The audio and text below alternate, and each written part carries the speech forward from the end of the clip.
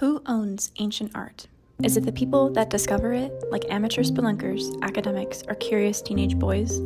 Is it the government or global organizations like UNESCO? Perhaps it's the public, people like you and I, in the name of science and education, for culture and the arts, to protect the heritage of humankind?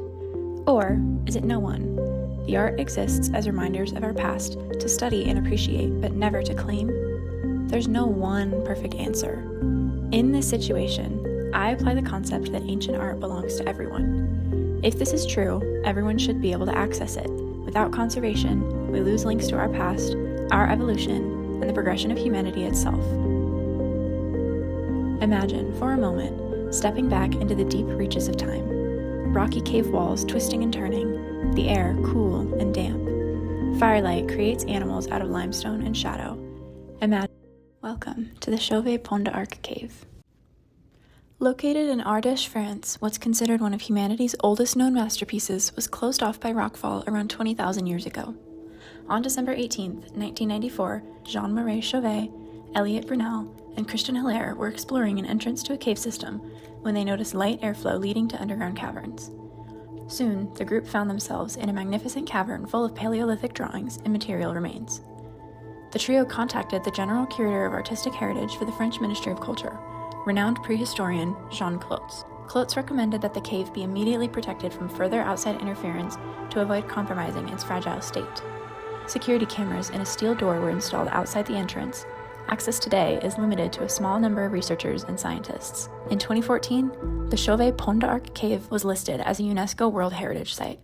Chauvet's age was reliably dated using radiocarbon dating. Using this process revealed the cave's age to be much older than expected, with two distinct periods of human activity. The first was around 37 to 33,000 years ago, and the second was about 31 to 28,000 years ago. More than 1,000 drawings of anthropomorphic figures and animals were revealed on the cave walls, as well as the remnants of over 4,000 prehistoric flora and fauna, and some human footprints. 435 out of the 1,000 drawings are animals, with about 14 species present somewhere in the cave.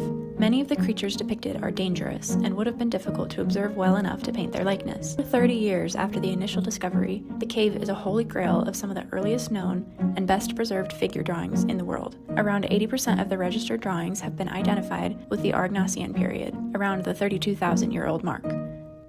The Aurignacians are generally considered one of the first settlements of Homo sapiens in Europe. At the height of their presence during the Upper Paleolithic period, they would have coexisted with Neanderthals. As hunter-gatherers, they typically hunted reindeer, horse, bison, and competed with cave bears, cave lions, panthers, and wolves. Now, let's discuss the real showstopper, the art.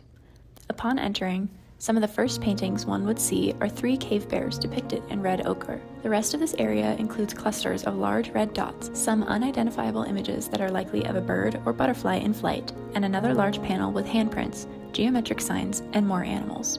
The second part of the cave leads viewers to a bit of a hallway with no depictions, then into the Hilaire chamber, whose main feature is the panel of horses. Aptly named, the panel of horses is a depiction of 4 charcoal horse heads, along with several male rhinoceros profiles. Some other features of this area include a panel of reindeer, a structure of a decorated cave bear skull placed on a block of limestone, and an engraving of a long-eared owl. Finally, the third space, the end chamber. This cavern contains the expansive panel of lions, the rare panel of rhinos, and the Venus figures. The panel of lions is a large section of wall featuring a pride of 16 lions, both male and female, chasing a herd of 7 bison. The lions have tense, human-like facial expressions, and the inclusion of both male and female reflects knowledge about the animal's behavior in nature.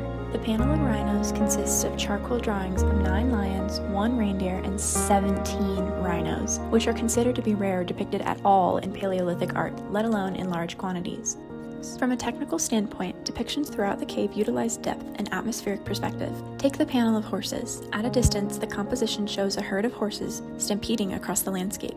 Up close, the horses at the center can be interpreted as 4 individual horses, or a single horse in various positions tossing its head, or even perhaps at separate times in its life. This interpretation could be applied to several panels, either considering the figures drawn as individual moments in time or as loosely connected events. Artists would have painted with brushes of hair or moss, drew with blocks of ochre or their fingers, or even chewed charcoal and blew it onto the walls. They used their hands as stencils, leaving sort of a maker's mark, or each artistic practice in the cave was laborious and intense, serving as a testament of the dedication to producing the images. Jean Clotes later reflected on the cave and describes the art as having remarkable realism and aesthetic mastery.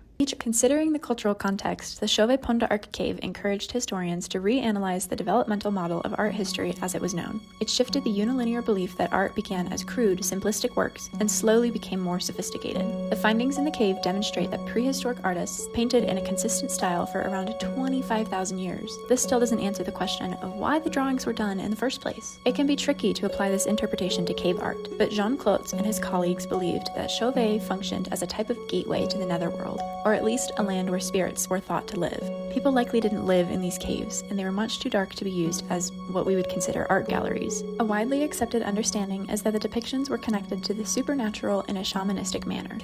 However they're interpreted, cave paintings remind viewers that art and symbolic representation have been and continue to be part of beliefs and practices with formal religion. It's disappointing that the original cave doesn't allow public access, but these practices were put in place after recognizing an unfortunate situation at another prehistoric art space. Lascaux is a 650-foot-long complex dating to nearly 17,000 years ago. The French Ministry of Culture opened the cave to the public in 1948. Due to the increase in visitors, introduction of artificial lighting conditions, and other factors, the space began rapidly deteriorating. Bacterial, fungal, and crystal deposits from visitors' breath formed on the precious paintings. French authorities ended up closing public access in the 1960s. Scientists struggled to save the paintings with fungicides, but the damage cannot be undone, with many areas well beyond repair. After it became clear that the cave shouldn't be open to the public, Lascaux II in 1983 and Lascaux IV in 2016 replaced the original cave with authentic viewing experiences. In 2015, the Caverne du Pont d'Arc, a replica, was opened. Over the span of more than 5 years of research and 30 months of construction, a team of more than 500 worked to create the world's largest decorated cave replica. The cave surface has been recreated within millimeters. This recreation was done with digital 3D modeling and scenography teams intent on replicating specific atmospheric conditions. Over 6,000 digital photos were taken of the cave. Recreation artists spent months imitating and reproducing hand gestures of the original artist to bring to life the essence of the cave. An ethnographic study from the International Journal of Heritage Studies explores the heritage experience of the rock art replica. The replica needed to present itself as much as the original as it could to convey the spirit of the cave and emotions of the researchers at the time of discovery, transporting the visitor into immemorial time, back to when mammoths and aurochs roamed the gorge, with Neanderthals and Aurignacians as their neighbors. From the study, visitors were interviewed and asked questions about the perception of authenticity with the replica. It was found that 80% of interviewees had high satisfaction. 93% of people reported an authentic heritage experience. The illusion was more realistic for some visitors. However, even those that had a less authentic experience were more curious than disappointed. Over 1.8 million people have visited the site, and over 80 million euros of revenue had been generated for the region. There are some questions on who owns or has bragging rights to the cave. Some say that Jean-Marie Chauvet shouldn't have even been accredited with the discovery of the cave, but instead one of his friends, Michel Rosa. Another controversy with the cave lies in the antechamber with the panel of lions. Chauvet supposedly invited a group of friends into the cave within a few days of discovering it to witness the magnificent findings before it was closed to the public. Chauvet and the original trio hadn't yet seen the antechamber. Later, the group of friends asked for recognition in their role in the find, but Chauvet denied them, claiming they were only guests and all recognition would go to the original trio. Chauvet ended up losing several friends in his fight to have his name associated with the beautiful caverns. Amid the controversy, Chauvet's name was removed from the replica's title, leaving it as just the Caverne du Pont d'Arc. After ownership issues cooled down a few years later, the replica was renamed the Grotte Chauvet II in 2019. The Grotte Chauvet II Ardèche is considered one of the greatest cave replicas in the world. Visitors to the replica encounter a near-to-perfect experience of wandering through the cave's highly decorated walls without any of the drawbacks that come with caving. The allure of seeing thousands of years of prehistoric art draws visitors from all over the world, and they're met with a meticulously designed and authentic journey through a page in the narrative of humankind. Caves like the Chauvet Pont d'Arc and Lascaux are extremely susceptible to damage beyond repair from outside contamination. It's imperative that measures are taken to protect them for future access and study.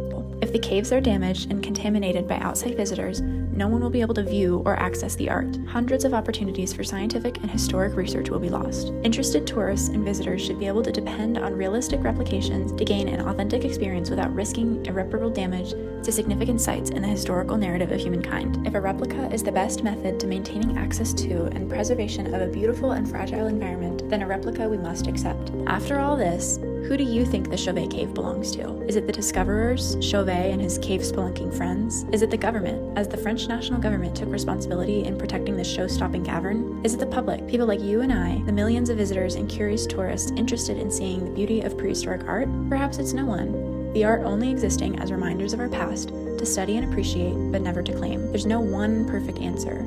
There likely won't ever be. After